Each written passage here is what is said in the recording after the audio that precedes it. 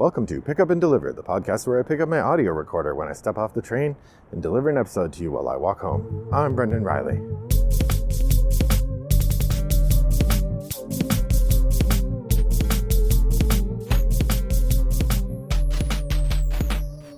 Well, good afternoon, listeners. It is the end of February, the 28th to be precise, the last day of the month.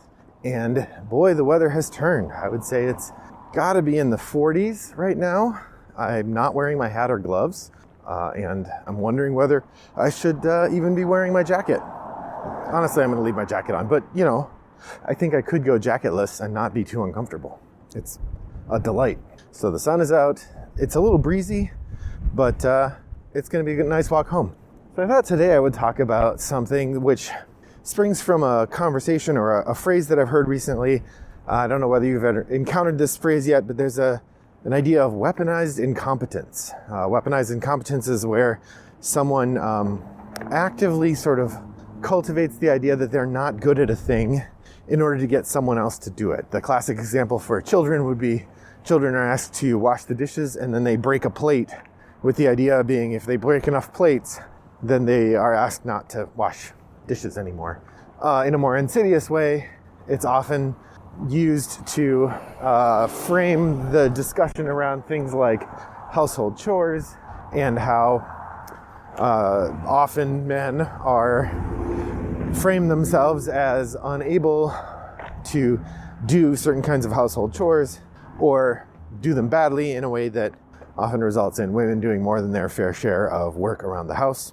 But I was interested in the idea of it, that phrase, particularly from the perspective of game design, and instead of thinking about relationship politics or gender politics or household task dividing, I wanted to think a little bit about the idea of incompetence as a mechanism and the opposite of it, competence, but particularly incompetence. I was thinking about the idea of not of success but of failure and how that gets. Oh man, there's a car that just looks like it got destroyed. There goes a car that just got destroyed in a car accident. I don't know how they're driving. Yeah, so thinking a little bit about incompetence as a mechanism and how that would work in games. So I thought about it, and I have a couple different ways that incompetence gets mechanized in games. The first one is the sort of non-randomized skill rating on a unit. And so obviously this is a mix of competence and incompetence, or this, does not speak to competence or incompetence, but rather just skill level. And an example of this would be something like Tricarion or Dinosaur Island, where you have a unit that you're using that has a particular level of skill, and that level of skill allows it to do certain things. For example, in Tricarion, if you're using your magician piece, it gets 3 action points. If you're using one of your expert helpers, they get 2 action points. And if you're using one of your apprentices, I think they're called, or novices or whatever, the sort of sidekick people, they have 1 action point. And when you put the piece on one of the action spaces, you get to add the number of action points that space gives you as a bonus, and then that's how many action points you get to use to do a thing. And one of the things that's sort of delightful about that is that the apprentice characters who get 1 action point, you often have to play them early in order to get to do something good. And so in this way, you can kind of see the game using incompetence to punish you when you've made a mistake about who you're sending somewhere. Like if you send the magician to downtown, regardless of what time they get there, they're going to be able to recruit somebody or learn a spell or get some money from the bank. That's assuming that hasn't been taken already, but I mean, they have enough action points to do it. Whereas if you send one of your apprentices, if they get there too late, then they don't have the skill. They're too incompetent to do that because most of those activities take 3 action points, and if you get there late, you only have the 1 action point that the character came with. So that's one of the nuances of the game. But I suppose it's reasonable to argue that skill level doesn't equate to incompetence, just varying levels of competence. And because it's entirely deterministic, you know ahead of time whether you're going to be able to make it or not when you go. In a similar way, the scientist characters in Dinosaur Island have different levels, and those different levels allow them to do different amounts of things in the spaces that they go to. I suppose the same could also be said for games that have different kinds of war units that can move at different amounts or can attack in different strengths. If the strength of the attack is standardized or non-random, right? Deterministic, that's the word I was looking for.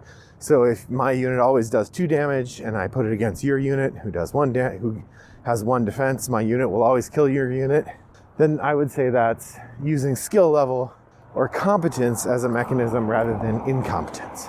So I think as a deterministic factor, it's very hard to have incompetence be part of what you're working with. But I thought of some other ways that maybe it would work. The first of these is through skill tests. Skill tests, I feel like, are the best example of using incompetence as a metric for the game. And the best version of this is Arkham Horror, the card game. So in Arkham Horror, the card game, you have a character who is constantly trying to do things. And generally what you have is you have a skill test that you're trying to complete. And you have a certain level of skill that your character is bringing to that skill test. And then you draw a randomizer token out of the chaos bag. And that randomizer token, most of the time, reduces the number of points that you get in your skill test. And if you then come in under whatever the minimum needed to pass the skill test, then you fail. I suppose you could argue that this isn't necessarily incompetence because it's the chaos bag that is rendering all this. But I think the fact that you fail when you do not pass the exam or pass the test, and it doesn't matter how much you exceed the test by most of the time, that it's your character's incompetence, their inability to complete a thing, that becomes the problem, right? If you don't have the way to ameliorate a bad token draw, or you don't have enough extra points to fend off a -2, then you end up failing the skill test. So your character's incompetence, as rendered through the card draw that you have and the items that you have, becomes the determining factor in whether or not you're going to succeed. And then that failure comes usually with a penalty. Another example of this kind of skill test would be a touch of evil. In a touch of evil, you have a character who's got a skill, you have a variety of skill points, and you try to get better at doing things. But once again, most of the time that you're doing stuff, you are trying to get a certain minimum number. You're trying to pass a test rather than inflict a thing. And when you pass the test, then you succeed and you get to do what you're doing. Now, that does not apply to battle. In a touch of evil, when you're doing battle, you're rolling attack dice. And for each success that you get to do a damage. And there, I don't see it as caring about your incompetence so much as caring about your competence. How much did you succeed versus did you meet a minimum threshold? Whereas, if you encounter the villain, then you usually have to roll on a chart. Or if you get attacked, you have to roll a defense that's usually trying to roll at or above a certain number. And that would represent for me the character's incompetence at saving themselves.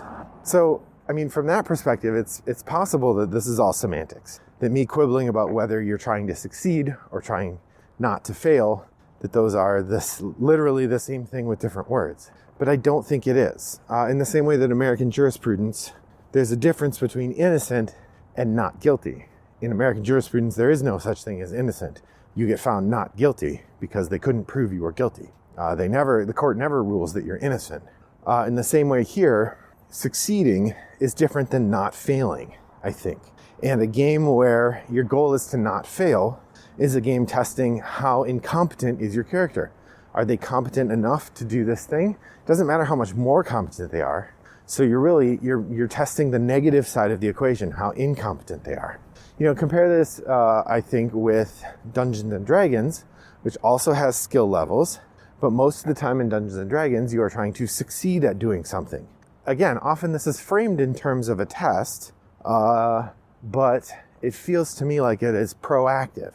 So maybe it's about the narrative that's embedded in the game more than the particular randomizer.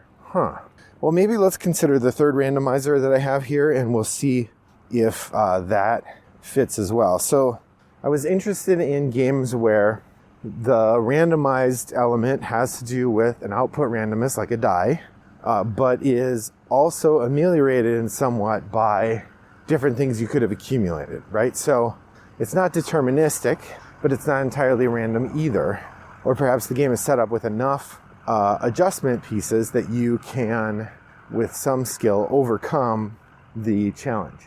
So the first example I'll offer is a feast for Odin.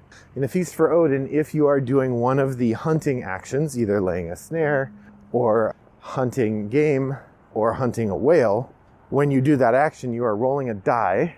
And the smallest die is a 8-sider, and then there's a 10-sider and a 12-sider. No, it's 8 and 12. 8-siders for the land animals, 12 for the water animals.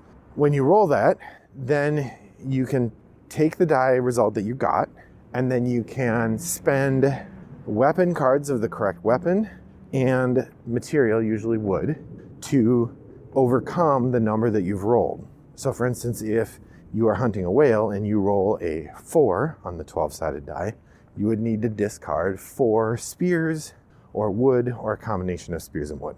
And if you do, then you successfully capture the whale. On the other hand, if you roll a 12, you would need to discard 12 of those, which is much harder to do. Built into that, you also get 3 rolls of the die. So each time not only do you have to decide, do I want to pay this much to overcome this number that I've rolled, but also I could try rolling again. But every time you roll again, you reset what number it was. So you could go from a 4 to a 6, or you could, roll a 4, which maybe you can afford, and then roll a 12, which you absolutely can't afford. And you only get 3 rolls. So it's an interesting line to walk there, but I'm not sure whether it's about incompetence or not. Dungeon Pets is the other one I wanted to mention that has this both randomized part and a negotiated part. So the randomized part is obviously the cards that you draw to take care of your pets. If you haven't played Dungeon Pets, each pet that you have has little colorful tags on it indicating what kinds of needs it has. So it might have a green, like 2 green tags and a yellow tag, and that would indicate that you're going to draw 2 green cards and a yellow card from the needs deck.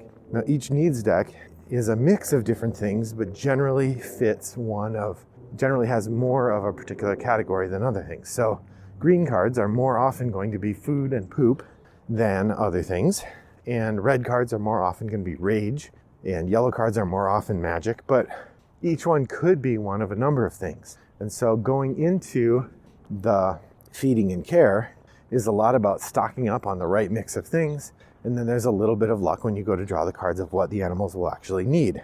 And then you have to negotiate with yourself about how you want to spend the cards and the resources you have to resolve those cards in order to nurture as many animals as you can and lose as few animals as you can, because the game is pretty unforgiving in terms of how quickly you lose an animal if you aren't taking care of it well. So in this case, I would say that part does not feel like it's weaponizing incompetence, except that it is your own incompetence. If you've done such a poor job planning for the different possibilities that your creatures might encounter, then you could end up losing a bunch of them. And in a game as tight as that one is, where you're going to have, you could get at the most, you can't ever have more than 4 creatures, and I would say in a really big game, you might get 8 total through your farm. Losing a couple is a pretty big deal. But there, it's like the game is punishing you for your own incompetence rather than for your character's incompetence. So I'm not sure I got anywhere with this. It feels like those games that I discussed are relevant to this question, but I'm curious for you, listener, do you feel like games use incompetence as a lever to pull in different kinds of designs? Head over to Board Game Geek Guild 3269 and share your thoughts on this issue. You could also send me a direct message, brendan@rattleboxgames.com, or on Board Game Geek, send a message to user Wombat929, which is my username over there. I thank you for joining me on my walk today. I hope I did it competently. I hope that your next walk is as pleasant as mine was. Bye-bye.